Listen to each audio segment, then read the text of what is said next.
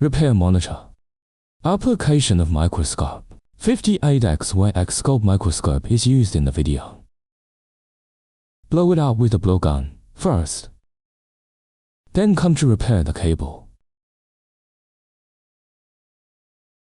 Let's take a look at the specific effect. After zooming in, the clarity is still very clear. What about the cable at this time? Be sure to see it carefully, relatively clear, to process it accurately. Okay. The effect is better after the repair.